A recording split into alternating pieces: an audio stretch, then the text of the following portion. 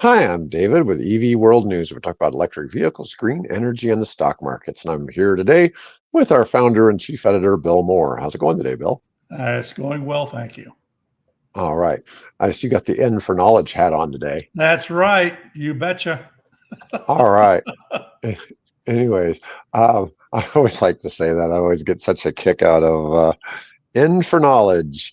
Yes. Um, all right. So let's start out talking about Rivian. So there's this article here that says Rivian reportedly halts EV production at Illinois plant. And the Hmm. thing is, it's kind of I realize you got to get people to open stuff up and look at You it, have but to get them to the, click. Yep. Yep. yeah, but the thing is, yeah, so people don't have much to do. They're doing inventory counting and nothing else. They shut down the EV plant in Illinois for retooling ahead of the production start of the R2 SUV in the first half of next year. Um, so And by the Rivian way, closed its factory for about 25 days. this is typical. Happens all the time in the auto industry. It's not like it's a big surprise. Oh my God, the company's in trouble. This happens all the time when they retool a plant. Nothing Yep. exciting, nothing actually to see here, folks. So Yep. They retooling. Oh, they did it a year ago. They closed for 25 days, and the retooling allowed to significantly reduce fixed costs per vehicle delivered by the end of 24. That's a big thing. I think Rivian's saying that now they're in the gross profit, not in the net profit, but they're right. able to make money on each vehicle that they make. And but the big thing is the R2 should be coming, and that's their smaller SUV that's going to be a little bit more affordable. Let's see. You know, um, there's some thoughts of, does this have to do with tariffs and inventory buildup? You know, they've had some challenges. They had some challenges in the first quarter delivering as many vehicles as they did last year due to some kind of Motor. supply chain issues. Yeah, they Yeah, had a problem with, I think it was Bosch was delivering their motors, and somehow or another, what they ordered wasn't what the amount they actually wanted, or something like that, and so I think it was about a third of the maybe motors they that they forgot a were zero. expecting. Yeah, or they forgot a zero, something. Yeah, Somebody put the decimal point in the wrong spot. yeah. Yeah. Yeah, well, that happens, but I don't think this is real negative years. Or negative news. I think that we're going to see Rivian thrive going on into the future. All right, let's talk about the CATL 5-minute EV charge with longer range than BYD. Now, I I guess they're saying that this gives more range in 5 minutes than the BYD 5-minute chargers. Yeah, I think it goes from like BYD was saying something like 250 miles, something like that. And CATL is claiming that they've got one that's in the 350-mile range now with this new battery. Per minute. Or I mean, I'm sorry, per No, five that's all minutes. for 5 minutes. Yeah, yeah. Yeah. So we've talked about this before because we're aware of like those 800-volt chargers in New York City that Gravity has, but there's only a couple of cars that can. Oh, I shouldn't say a couple. I think there's like 6 or 7 cars now that can accept that kind of charging, and it was doing 40 miles a minute. So 200 miles in D200. Yeah. 5 minutes, and these ones are now talking about putting 300 to 350 miles in. Oh, here's one. It says the Shenzhen battery can offer 323 miles of range from just 5 minutes of charging time. Its sodium ion cell, called Naxtra, is ready for commercialization. Should give a hybrid vehicle around 200 kilometers of range, stretching to 500 kilometers for an EV. And it Yeah, says it's something about a dual power okay. battery that can offer a max of 1,500 kilometers. Yeah, That'd okay. be 1,000 miles. Yeah, this is where it gets a little confusing when you try to put all these different articles together that I came across. So basically, what they're talking about, as I gather, is that there's Hmm. three different batteries they're talking about. There is the sodium battery, that they see being used in hybrids, and it's not quite clear. I think what they're talking about is plug-in hybrids. I don't think you would I'm take. assuming that. I'm assuming Yeah, it's plug-in hybrids. exactly. So it's a plug-in hybrid. So there's the sodium battery. There is this battery now that allows them to, basically charge up a battery in the same time it would take you to fill the tank in your SUV type of thing.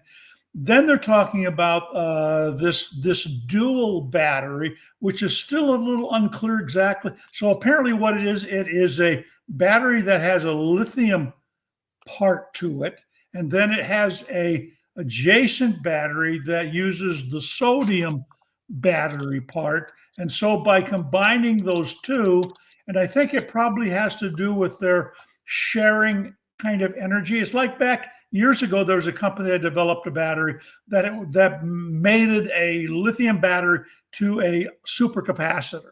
And you could, by trading the energy between the two, you could get longer range. So I think that's maybe what CATL is doing, is that they're actually taking and combining the properties of that sodium battery with the properties of the lithium battery, and by combining those two, you can now extend the range of the vehicle up to supposedly 1,000 miles.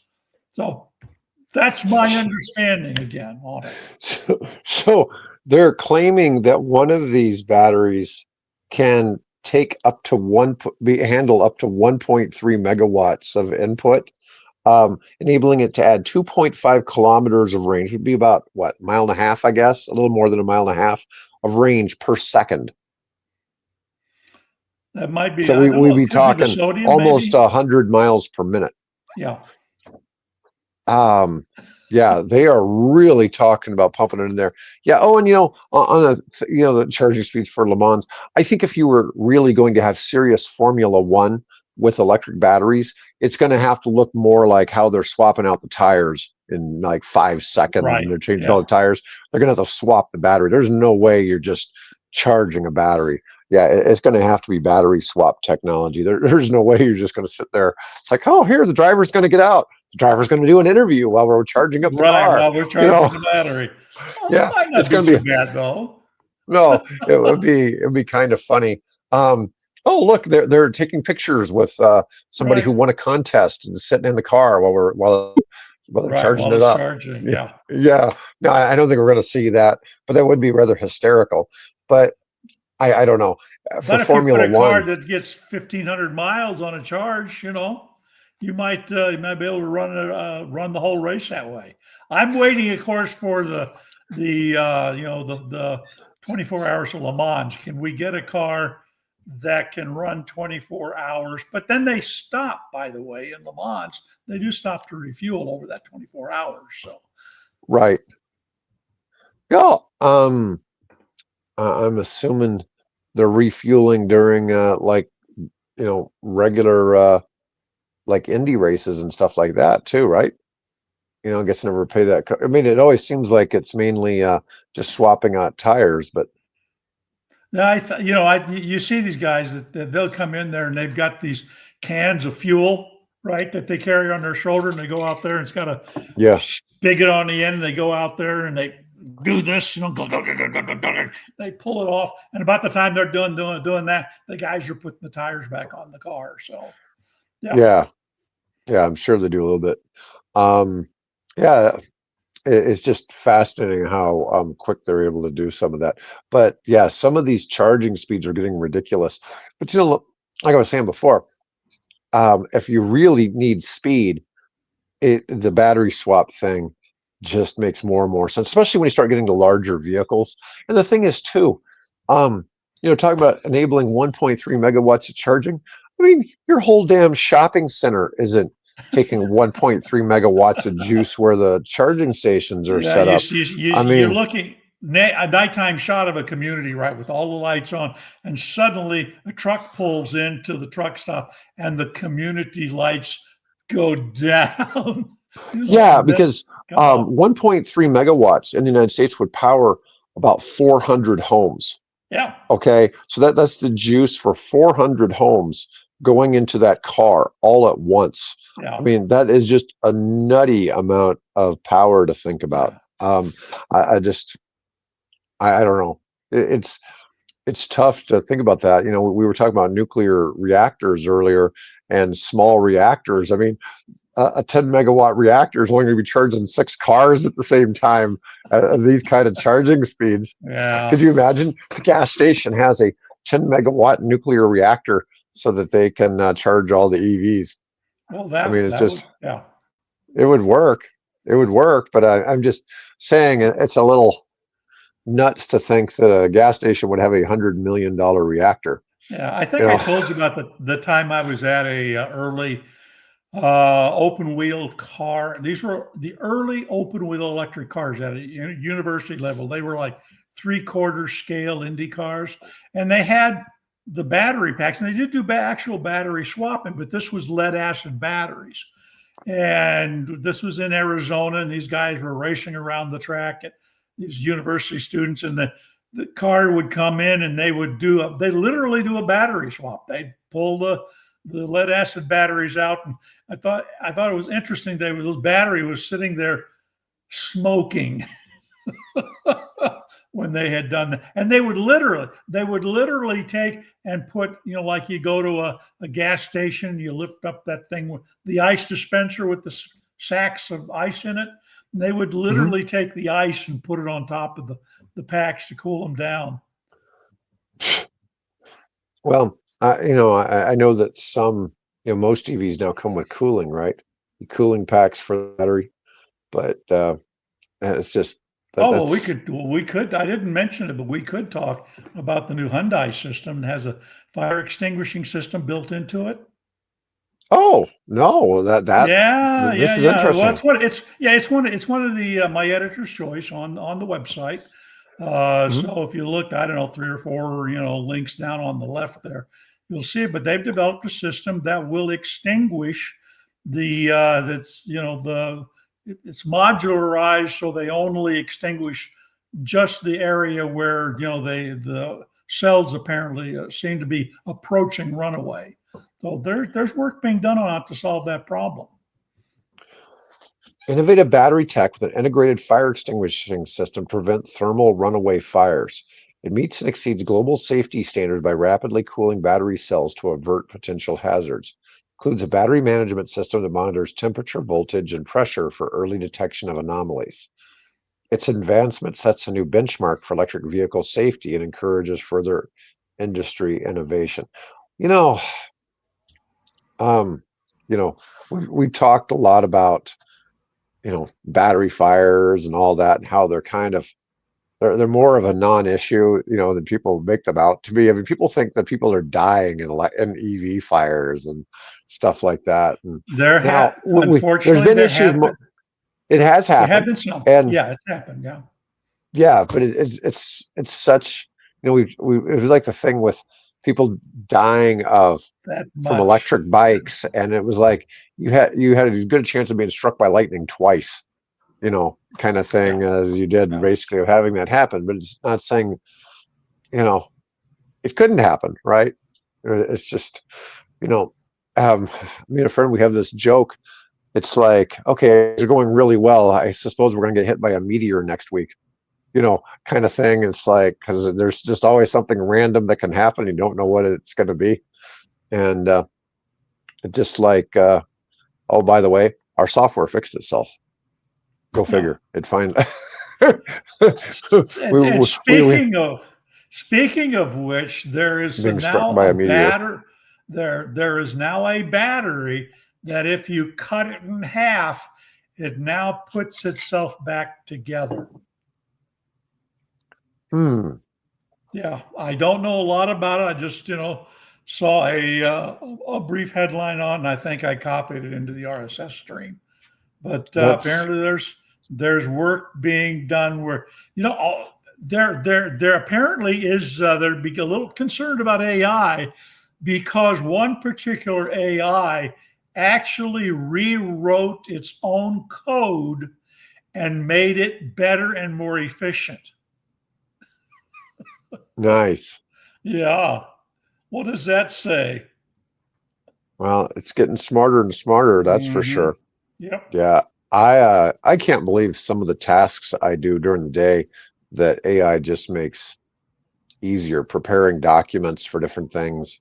Well, yeah, we were I just mean, talking about that, how you use it after take segments of our podcast here and are able to have it oh take yeah. and make, little snippets of that we can share with people. So that's all AI. It's amazing. Yeah. Not looking to do a commercial for our platform, but our platform has some pretty cool AI features for after we've done the show that Right. I, they added, and I'm just like, wow, this is pretty cool addition. Um, but like, I use a AI product that lets me generate complete websites, lets me generate decks for pitch decks for Hmm. products to raise money that Yep. people would have wanted anywhere from $2,000 to $5,000 to do um, a couple of Yeah. years ago, and just Yep. like I'm knocking them out, and some of it's extremely high level. I've before I've told people I've had an analyst put something together for me for something, and in reality it was just something where just the right prompts, and I've been kind of blown away with the quality of like a presentation I could take on stage and talk about. Yeah. Um, and it's just Oh, I you just know, I did that this week. I'm working on a project involving mycoremediation, which is using mycelium to take and correct environmental contamination of sites and things like that.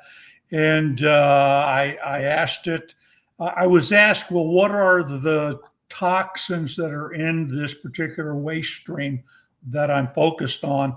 And I asked the basically the progenitor of Gemini. I said, what are they, and can they be what mycelium can be used to remediate those? 2 minutes later, I had a list of all the toxins, most of whose names I cannot pronounce, and then a list of all, and then a list of all of the potential types of mycelium that can be used. And of course, as things turn out, mostly those are based in their oyster of the family of oyster mushrooms. Dang, oyster mushrooms are really, really, that's what's called a white rot sapophoric type of mushroom that just loves to eat various types of toxins that we don't know what to do with. So and it just kicked that right out for me. So we'll yeah, see if we can move beyond the stage of just talking to AI and see if we can actually come up with a way to begin to remediate some of this waste stream. oh, no question, no question. But I see so many things now where AI is um, doing a capable of doing a much better job than a human could in the same role, and some of it's just nuts. I mean, Well, some of the yeah, software out there, like for calling inbound to book an appointment or something, and you don't realize that it's not human that's talking to you, and but they always repeat exactly what they're supposed to say, right. and they can respond to all kinds of questions you may have, and they just think and they sound human. I mean, it's ridiculous um, where some of that is going. This whole thing with Hyundai, though, this is really interesting because now everybody else is going to have to copy this. Yep. I mean, this is a pretty big deal to be able to take individual cells in the battery and cool those specific cells so that the battery doesn't catch fire or So you don't have thermal whatever. runaway. Yep. Yep. Yeah, you'd think it would be easy enough just to turn off that cell or something, Yeah, but if there was a problem. once it gets started, of course, that's what the monitoring software, the BMS does, is supposed to monitor things like that. I don't know. How do you're talking about what, 4 or 5 thousand individual cells in a battery pack. How do you specifically cut the circuit on that particular cell? I think that's why they do it in those those module banks, because Mhm. that you can control a little bit better. All right. So let's move on. Let's talk about Elon Musk. So um, Yes, this let's. article says Elon Musk wants to leave U.S. politics because of attacks from the left, but people aren't buying it. Now, did he say that he wanted to leave politics? Did somebody think this is I um, suspect someplace along the line he lamented. I don't follow him. I don't follow him on X. I got better things to do with my time than follow Elon all the time. But it wouldn't given what I'm hearing. I think don't they have a call today? I think there is I have no idea. Oh, an yeah. earnings call? Yeah, it's I coming think up there's an soon. earnings. Yeah, I think there's an earnings call, and of course, this is all the speculation you're hearing is that because of the reaction he is generating, with the whole Doge thing, Hmm. that it is impacting the business, and I think there's calls from the shareholders saying, you know, you need to get back here and focus on your business instead of playing around and generating a lot of negative feelings towards the company and the products by Hmm. your ventures into Doge. So it wouldn't surprise me that he isn't, but I haven't seen any posting on X saying I'm getting out, I'm backing away. I guess maybe we'll hear today or this week. Um, yeah, so the Washington Post cited comments from a source familiar with Musk's thinking, who said the entrepreneur is ready to exit because he is tired of fielding what he views as a slew of nasty and unethical attacks from the political left. Well, I The think it's, left. I yeah, don't think it's just the left. yeah, well, it might not be. Um, you know, uh, Before he started supporting Trump, I mean, he wasn't the most popular with the right either. People always felt that he was, kind of leading the green scam or whatever. And I'm always amazed when people look at EVs or a lot of what goes on in the green energy space, because a lot of the technology it's just so proven. It's just like anything else. I mean, we know there's some bad actors in oil and gas. I mean, there was some bad actors in solar and some other things. I mean, Sure. people, you know, uh, that's the nature of business. You get bad actors and different things, and it's not always easy to deal with that. But in Musk's case, Tesla needs him to come back, and stay out of government. Um, I like what he's been doing in government, but it's not right to the Tesla shareholders for him to be dragging down their stock. Yeah. And has So, he actually been doing that much? We're starting to see reports that the numbers, that they were saying we're saving have been greatly exaggerated. The impact he has had on disruption of just the general processes of government. Now, you and I agree we want waste out of the government. We don't right. want, you know, golden toilet seats on C5As, right? That's stupid, or hammers that cost, $1,000 and you can buy at the hardware store for 10. We just, Hmm. that's dumb. We don't need that kind of thing. We need to have that removed. But generally speaking, the government does a pretty good damn job at what it does because it has these checks and balances. And the fact that some guy gets in there and uses his influence, on a regulator, or uses it on a judge, or uses it on a congressman or whatever to get things kind of bent his direction. Um, that's there, and that's always been there and probably always will be there. But as a general rule, I think the American government's done a pretty dang good job at doing what it's meant to do, which is take care of the nation. Could it be better? Sure. But then there aren't a lot of other countries I'd want to go live in that are as well managed. Okay, maybe Denmark. you know, Yeah, there you but go. other, Yeah, but other than that, it's difficult because obviously the world wants to come live in America. a very large part of the world. There's a And reason why. Yes. yeah, there's a reason why. Um, but I don't think it's really because of, I mean, we are a nation of laws and we have favorable laws and for anybody, as far as human rights and different things like that. But I don't know. I'm not, you do see a fair amount of government waste and it's little things, you know, um, you know, we pay property taxes. Do you think that our property taxes are well spent? There's all these different things, whether it be state, local, federal, government. It's interesting, but can one person solve all of that? No. But it's interesting in that almost everybody that's ever ran for president claimed they were going to do something about this. And this is, it's been interesting trying to see this happen. But we'll see. We'll see what it does Yeah. for Musk. Um, well, Norway is pretty nice, but we already live somewhere cold. If Bill's going to leave the country and live somewhere, it's got to be a little bit.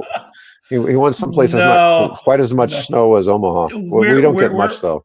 yeah, we're actually watching a show that's being produced. I don't know if it's Sweden or Finland. It's on Netflix, and it's set in the winter up there. And I'm thinking, oh man, I would not want to live there because it's dark for so much of the time of the year, and it's cold. And nah, no, thank you. I guess it I'll depends on stay. what part of the year, you know, or Well, how far north you are, right? It's just like if you went up to, the difference between just going from here to Grand Forks is in the summertime, the sun's up another hour and a half, probably in Grand Forks. You go all the way up to Winnipeg, the sun's up to like midnight, yeah. and, you get any farther north than that, you pretty much don't have nighttime during the summer, Yeah, you well, know. I've been to Iceland, and I know what it doesn't get dark until, like you say, about 10, 11 o'clock, and this was in the spring. I think we were there, and then the all of the hotel rooms and things there all have blackout curtains, so that you can at least get, because then the sun starts coming up and getting light about 3 o'clock again. So yeah, it's different.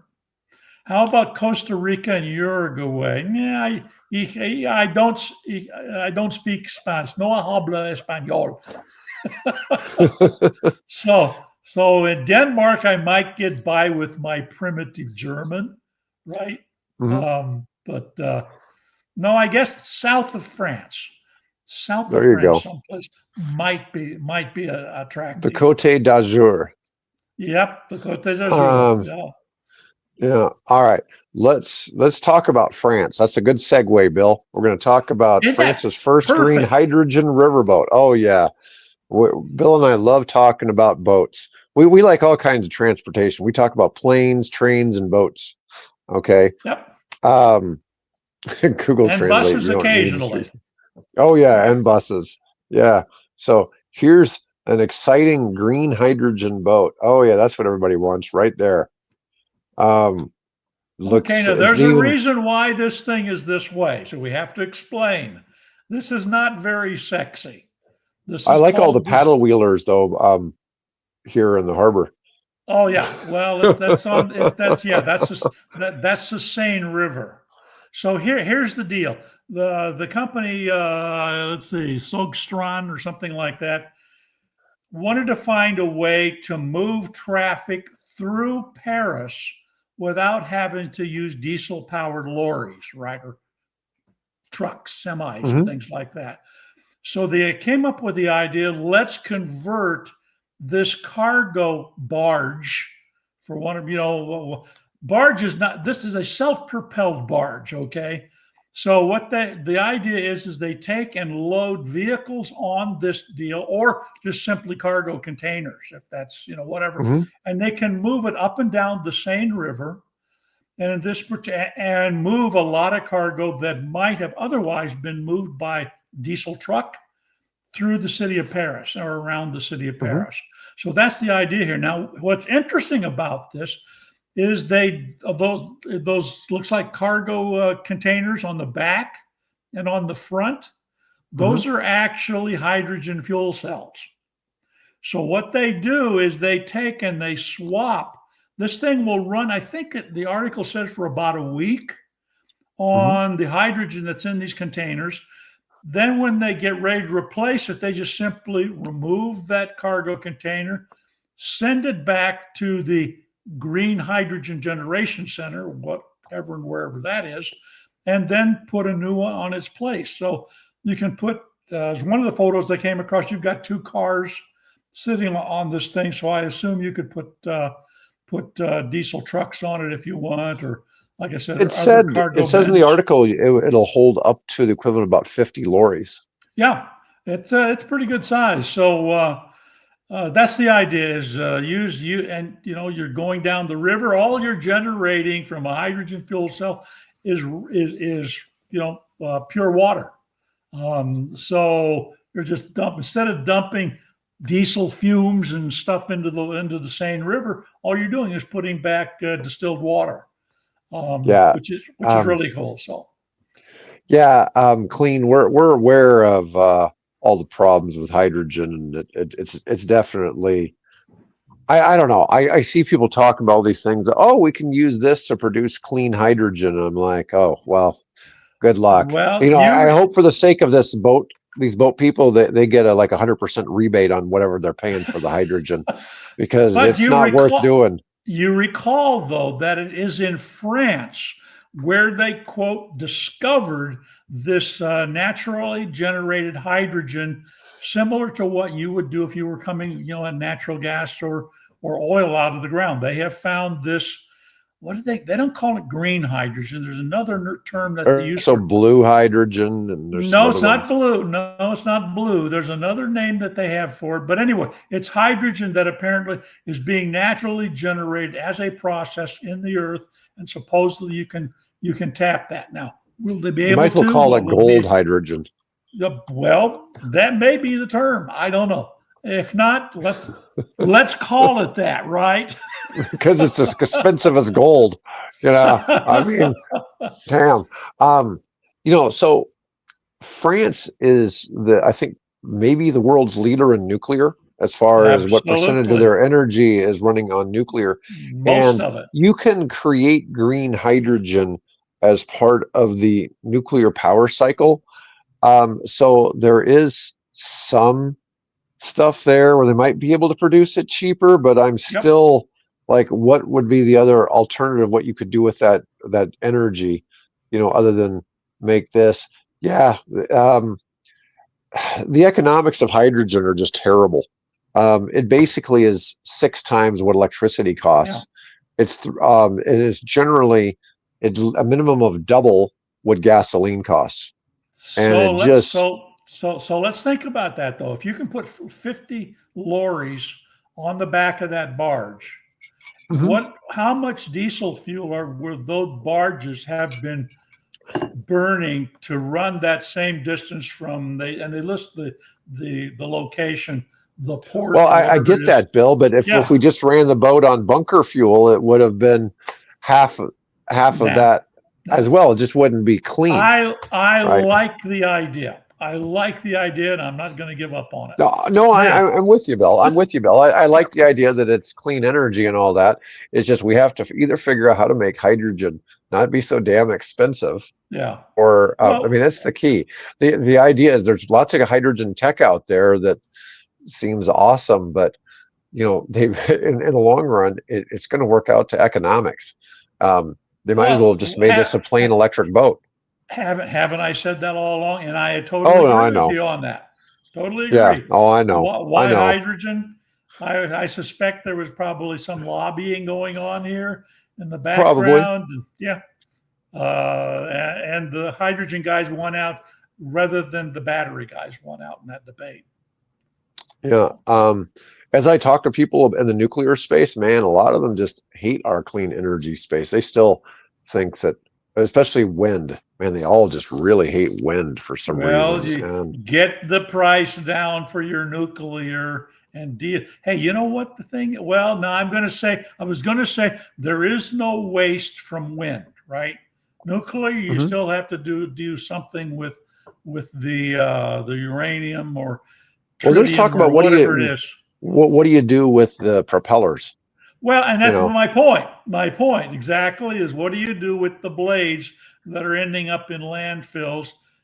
Another kind of a project I'm working on. I think there's a way to deal with that that'll hmm benefit everybody. So, yeah, but we and won't go into that obviously, right now. obviously, I'm pro green energy and all that, but it's, you know, I also see the Let's arguments that people try to make, and it's just, sometimes it's like beating your head on the wall, um, trying to convince people, but it's, if they don't want to be convinced, they don't have to be convinced, and nope. it doesn't really concern me whether they agree with me or not. Um, all right, so let's talk about this company. So somebody from OPPD, who likes this articles, and we appreciate you sending us these articles, want us to talk about a company called Ytricity. Now, it's a company out of Massachusetts that's been creating wireless charging for cars. And the idea is that if a car is fitted with the equipment, um, that when you're driving over certain spots, you can simply park there and the car will charge up. Okay. Now, Right. the article that was sent to me was about the fact that the company's moving from Watertown, Massachusetts to a town of Midway, Georgia, which is on the outskirts of Savannah, Georgia. Okay. But apparently that's where the new CEO lives. And Sure. which Why I thought, not? well, that seemed like a reasonable reason. Um, but they call it a cost saving measure. They have about 80 employees working, for the company, down from a peak of about 100. Well, the company was formed in 2007, and it was invented at MIT, and it can beam electricity over short distances. Up the audio again. It can beam electricity over short distances with minimal energy loss. The company explored using its tech to wirelessly charge laptops or phones placed on a desk for much of its life. Then they switched to electric cars, working with BMW, Toyota, and Hyundai. But the technology, um, only made it into a very small number of leased vehicles. Installing a charging pad and the receiver in the vehicle added roughly $5,000 in costs. Yeah. The company aimed to bring that down to $2,500, over time.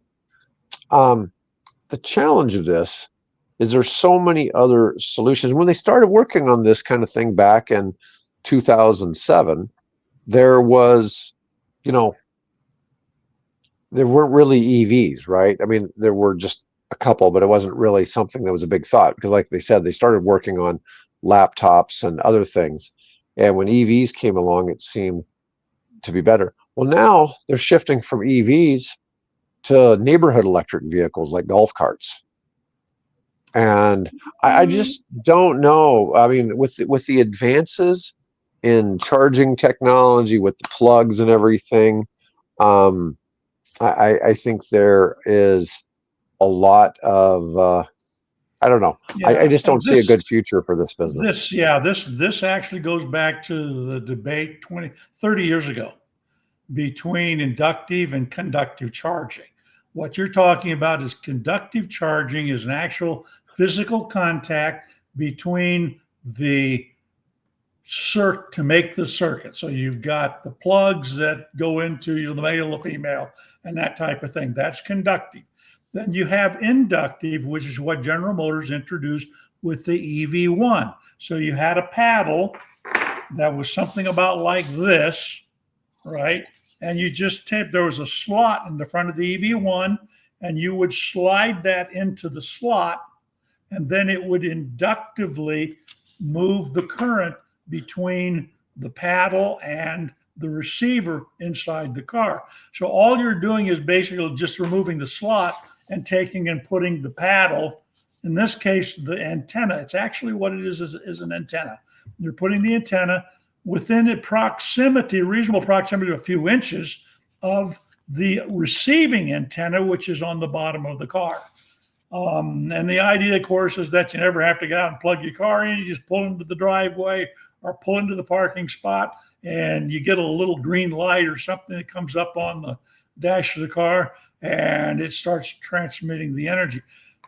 it's kind of a cool idea, but it just isn't anywhere as efficient as making that physical contact between there. And that process of taking and putting that plug in is a trivial amount of time that it takes the Right. average person just, you know, and then looking at the costs, I just, to do what they're doing there, if they got the cost at $2,500, that is still 10 times what I paid for my new charger that I put in my garage.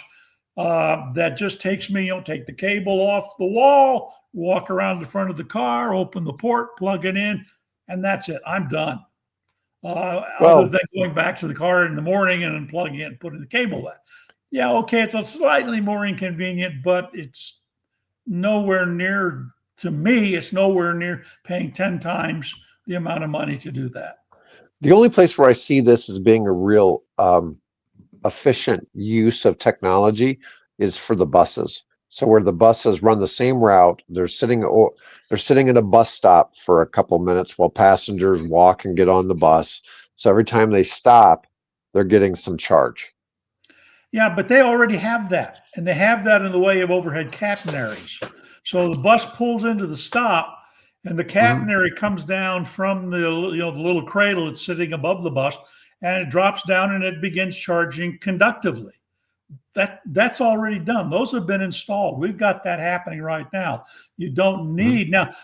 Where I think they see something like this being of value is if you had the whole road or stretches of the road electrified, so that the Mhm. vehicle running across the top goes, that over that space. They've done some work with this. I think it was Stellantis in Italy has been working on it. There's been some work being done in, I think Japan has a railroad system that uses inductive to inductive. They have these short range commuter trains, right, that could Mhm. connect villages and things like that.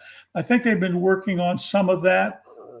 Is that any better than just having the occasional catenary when when the train comes into a stop, the thing charges it and then it's on its way.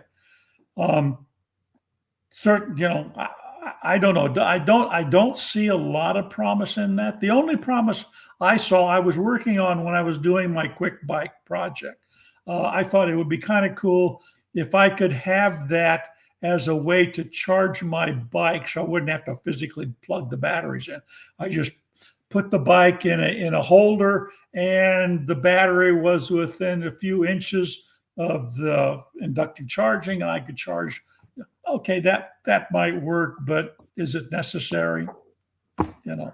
Yeah, I don't know. I think it's a wasted technology, but I mean, it's an interesting concept, but once again, the economics, market conditions, there's just, I've told you, in the time we've been doing this, I've spent time working trying to help people with patents for EV range extending.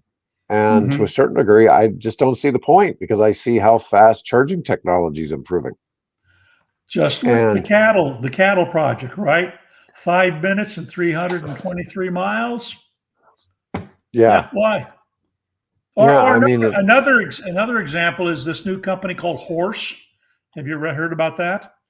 They have mm-mm. developed a small internal combustion engine that mates to the electric drive and supposedly can be retrofit in an EV, although I'm not exactly sure where. Certainly wouldn't fit in my EV. It might fit in something like a Ford F-150, where you've got the frunk in the front, or something like that. Uh, but why? Now it's interesting that the company that their investor, one of their key investors, happens to be Saudi Aramco, Mhm. right? Because they don't want to give up that sort a buyer of their product. So I don't know. I just I don't see that becoming a viable technology. Now maybe if you're a new startup or something, or you're wanting to introduce a new car line, and you don't want to go to engineering your own hybrid plug-in hybrid system, then you'd buy a system from them to put in your new vehicle. but I don't see that working as a retrofit. Just no, just, I don't see it happening. Oh, Bill, apparently we're out of touch. We're out of touch. Yeah, Okay. yeah, we gotta get some. You guys are very much. Oh, hey, explain how we're out of touch. I Yeah, would love. yeah, Yeah, if we you, need some experts on here. yeah, come in Um, and tell us how we're out of we'll touch. put you on the show. Um, Yeah, yeah. absolutely. Oh God, Lee Motors is doing a 1200 volt, and Hawaii is doing a 1500 volt. Yeah, I mean, isn't that just getting kind of out of hand? I mean, you look at the ones that are looking to do for the mega chargers for Tesla semis are only 800 volt, Yeah. and now and I mean, some of this is, I mean, it's going to charge fast. We were talking about it earlier. The amount of juice that some of these produce is enough to power 400 homes at the same time as Well, one car would be charging at. And it just I starts have. getting a little out of It's like, hand. what? Why do you want a car when you can buy one that has 1,000 or 1,500 horsepower? Why? Yeah, Goody, another one. You guys are untouchable. Oh well, thank you, Riza. yeah. Thanks, Reza. Yeah, I only yeah. spend how many hours in a Th- day do I spend scouring the internet for you folks to yeah, keep up with what's going on in the world, right? yeah, Today, I put in yeah, 79 stories, yeah. right?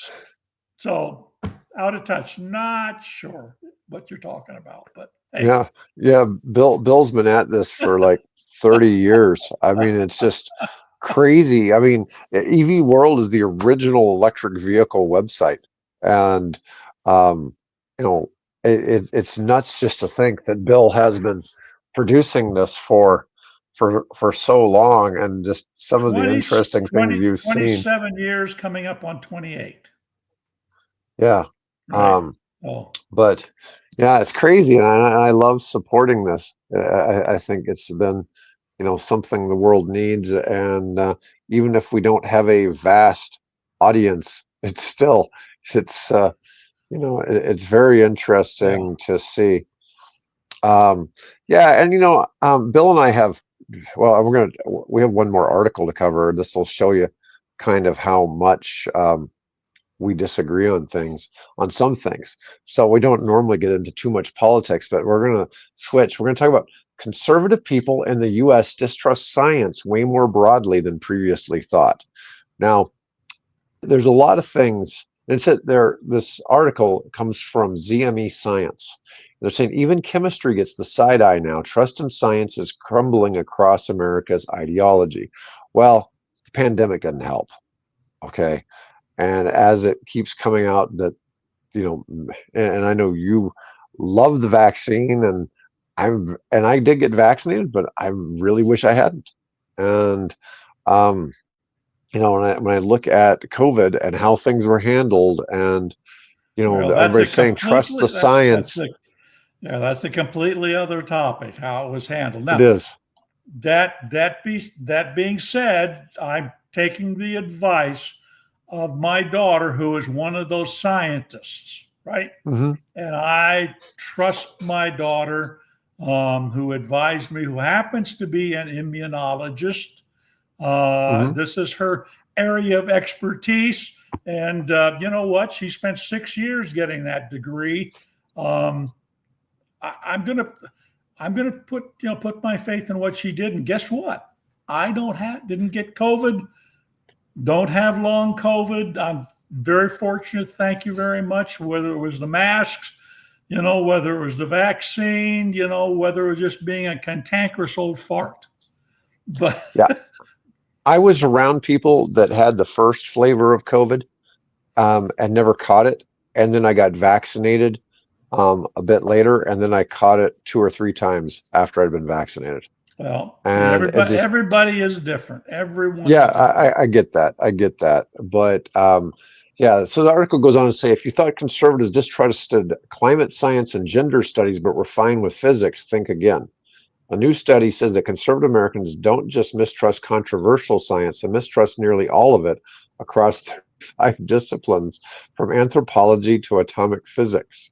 Now, I'm going to tell you something. There's a lot of people who are idiots. Doesn't matter what their political leanings are. There's no shortage of that. This is one of Yeah. my favorite things I've ever heard Jordan Peterson ever say. Was he said is that 10% of all Americans are too stupid to join the military. Think about that for a second. The military won't accept these people because they're too stupid. And what are they supposed to do in society? Well, the thing is, these people still vote. In some cases, Hmm. they reproduce. Yeah. And you know, I'm Oh, just saying that there's a challenge with that. So if you're cherry picking people, there's no problem finding people who are idiots of every political persuasion, every religion, um, you know, every race. You can find some idiots from just about everything, and you just can't let that define who who those people are, right? But I, it's very interesting to see some of the stuff where it starts being distrust. And I'm not so sure some of it is distrust in science as much as it is distrust in where the stuff is being reported. Because you and I both know we can take the same news and put a positive or negative spin, like particularly like that Rivian hmm. article we started off with. It's like, oh, they shut the plant down for 2 weeks. Yeah. It's like there must be in They're in trouble. trouble They're financially. in trouble. Exactly. No, it's like, well, no, they're just retooling the factory. But the Well, article sure I, did make it sound like they were going out of business, right? I can't tell. Well, let's see. I think I rewrote today the headlines of about four different articles because they were confusing or they were misleading or because you read the headline and you go read the story and say, wait a minute, that isn't what the story says. And I don't No. want to confuse people. I want them to get a sense of, what that story is really all about. So I've actually had about, I think, at least four or five of the headlines I had to rewrite this morning just to clarify so that readers wouldn't be, because if you're in a hurry and you're busy, you're going to form a lot of your opinions about stories just simply how the headline's written, right? So I want that headline to accurately reflect what the story's about. So I had to sit down and say, okay, well, let's make this thing clearer so that people understand what the point. Not that I may agree with the story or anything like that, but so you at least understand what the thrust of the story is about. Well, I obviously am spending a lot of time studying nuclear energy, and I read a lot of articles and different things. And I found one that was talking about, the Chinese fourth generation, and the article started with America on high alert as the Yeah, Chinese open this, and it's like, well, why would America be on high alert? It doesn't. yeah, It's a factory. It's not like it's going to blow up the planet or something like that. It no, wasn't. yeah. It's just the Chinese were the first to open up a fourth generation nuclear reactor, and Yes, I have started to using a phrase in some of my stories. See, SOG. Oh no, GOS. I use an acronym called GOS alert, grain of salt alert, because some of yeah. these headlines are being written like, there's at least three different sources and maybe even four that I follow that report on what's happening inside China. Hmm. And the picture that the Chinese media portrays is like we're ahead of America, da da da da da da da, right? Whereas in actual fact, when you start to find out what's going on behind the news of what's going on, it isn't such a rosy picture. So I tend to put, when I see a headline that says, China dominating the world, and America is, being left in the wake, that kind of thing. I'm going to put my grain of salt alert with that. Just understand that someone's got an agenda in writing that headline. And I want you to be aware of that fact. So, Well, when it comes to a lot of the space, especially in the SMR nuclear space, and I see these people with these dates and when they expect to have something, they're putting them far enough out in the future. It's like, might as well say you're going to have it up in yeah, it's 2050. I mean, it's like yeah, sometimes, it's kind you of know, like Elon Musk and his Generation 2 robotaxi, Roadster or right? Robotaxi for that matter. Yeah. Yeah, I mean, some of these dates seem like who knows. Um, it's Nuclear interesting. fusion has always been just 25 years over the horizon. There you Always, go. always. Yeah. Um, China is dominating low altitude space. Um, I assume we're talking about low flying satellites, but yeah, I don't know if that's who knows. Again, There's a lot of stuff going again, on in space. there's lots of stuff going on. Some, much of which is classified. Yeah. So I'm not at liberty to drones. Well, maybe not. Could be something else. I'm not yet firm on my opinion about what we've been seeing over, because by the way, the very first batch of cluster drones, I don't know if you're Hmm. aware of this. Very first batch, it wasn't in New Jersey or off in Hudson Valley, New York. The very first one of these cluster zones was here in Nebraska, out in the panhandle of Nebraska and Colorado, where the two states come together. That's where the very first drone clusters were. Now, you tell me how in the world Chinese and why they would have drone clusters flying over the Nebraska panhandle. Believe me, folks, I've been there. There's nothing there, right? There's cows. Doesn't count unless they're into this whole cattle mutilation thing, and I don't think Yeah. that's the Chinese doing that. So, No. but anyway, no, I'm not quite ready to make a decision. I'm being somewhat ambivalent. It could be things that aren't part of our current understanding of the world and physics and reality. So I don't know. We'll see. I used to have a roommate, and he was a fellow police officer with me. That he had been assigned in the Air Force to guard things at Area 51 Mm-hmm. in the 90s, and he was always like, I saw things. I have no idea what it was I saw, but it didn't make sense, based on the way I know physics. And it's like that was in the 90s, and you can only imagine how Oh much no. more advanced it is. And it's always like, oh, we decommissioned the SR-71. There's been lots of talk, for years of something called an Aurora, and Yeah, no but you know idea. what? None of them are silent.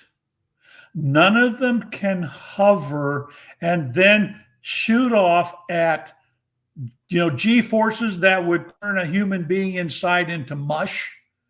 They're what they call the five observables. I don't know if you track this, but I've been tracking this since the days of Lou Elizondo and well, actually going back to Art Bell. Okay, I've Hmm. actually been on Art Bell's show a long time ago, and we won't go there. But anyway, so I've been following this thing for a long time. I'm not sure exactly what it is, and I'm going to take the position of the people in the military. There's something there. We're not exactly sure what it is, but we're pretty sure it's not Russian or Chinese. That's where Yeah. I'm going to leave it. All right, Bill. Well, we've rambled on enough. We're coming up on an hour Plenty. already, folks. I appreciate y'all listening in, and you know, just for the one guy, we'll try to be more in touch next time. Yeah, Um, yeah. anyways, all right, guys. Well, have a great day. I'll be back with Mike Herzog tomorrow. Otherwise, have a great day.